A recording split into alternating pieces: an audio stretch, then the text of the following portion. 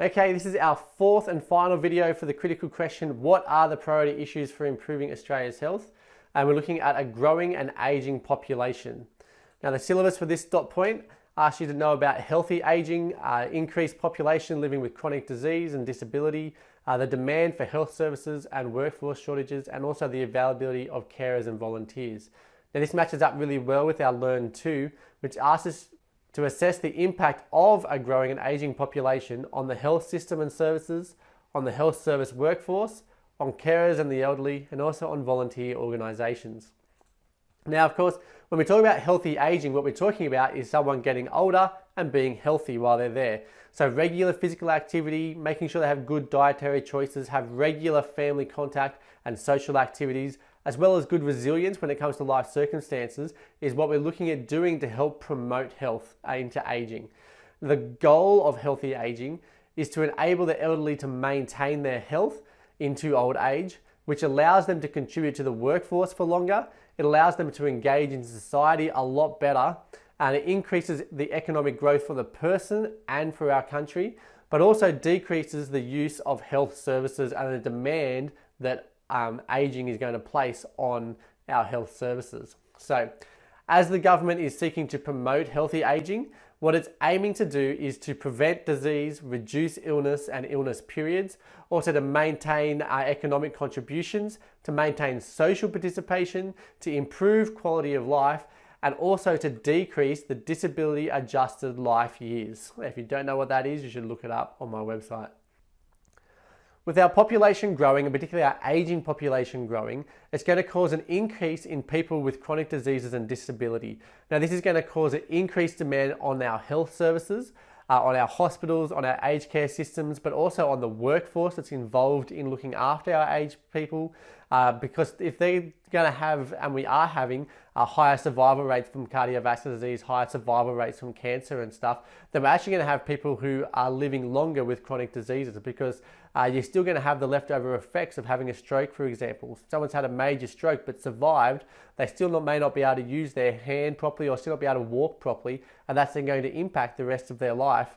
And that's going to require health services and health facilities and health workforce to help address and help that person. So of course, this places a greater demand for health services and on our workforce. So we're going to look now at your Learn 2, one of our first bits of the Learn 2 that asks you to assess the impact of a growing and aging population on the health system and its services. So an increased demand obviously is going to happen as elderly have more chronic diseases and have larger rates of disability and use GPs, specialists, hospitals a lot more than people who are under 65 years of age.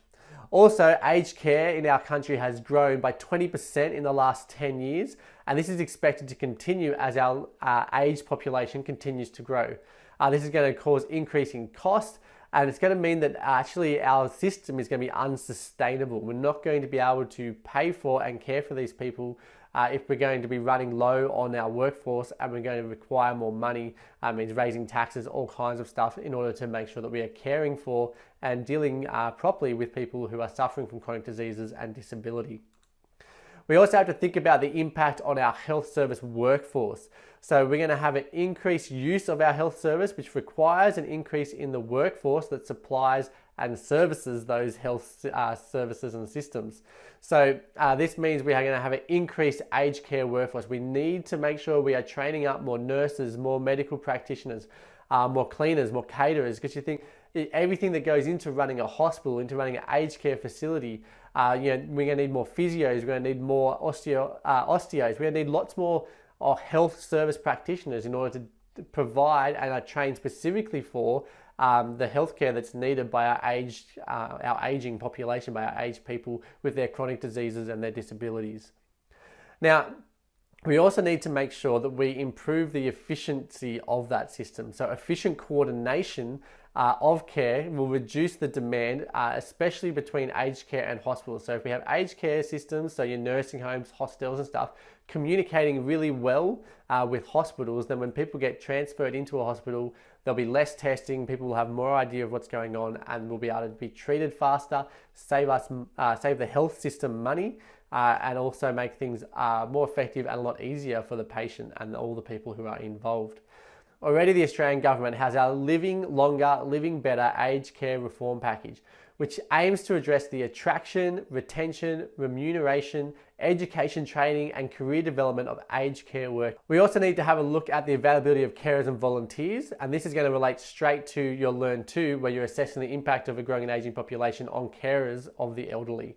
So a carer is someone who provides assistance in a formal or informal role for someone due to illness, disease or disability. So care can include things like bathing someone, cooking meals for them, taking them shopping, a whole range of things, doing their housework. They all count as care. Informal carers are usually family, so it might be a spouse, it might be a child, who will then often decrease their paid work. So they're going to go maybe part-time in order to be around more to look after their mum or to look after their husband or wife. Often the elderly are also carers themselves, and they provide care for particularly their grandchildren or their children, and they'll take time off work to come and care for their family still. And that's something that's really important and needs to be kept in mind when we're thinking about the elderly, that they're not all sick, they're not all got chronic diseases, but they do have a higher rate of them. We also have to think about the impact on volunteer organisations. So numerous volunteers complement the care provided through the community services workforce. Volunteering is always unpaid. It is willful help given as time, service, or maybe even a skill to a formal organisation. So lots of different organisations exist. They can be religious organisations, which is actually going to be a fair majority of them. But they're also even like your local sporting club. You have volunteers who are going to coach the under sixes side, for example. You have volunteers who often will cook, they will drive the elderly or people with disabilities and stuff, places to go shopping, to be social, all those types of things. They'll do housework. They'll even go and just visit and hang out with the elderly and chat to them, maybe even make a phone call to them, or help the elderly shop. Examples of these types of organisations are things like Anglican retirement villages, Your Aged Care at Home Limited, Independent Community Living Australia, and Nursing on Wheels. They're all examples of volunteer organisations that are affected by the increased, the growing and ageing population of Australia. Often here though, we notice that the elderly actually make up a large proportion of our volunteer workforce. But volunteer rates lately have been falling, and that's actually a big problem if we're going to need more of them to deal with our greater numbers of aged people who are living, and particularly aged people who are living with chronic diseases and disabilities.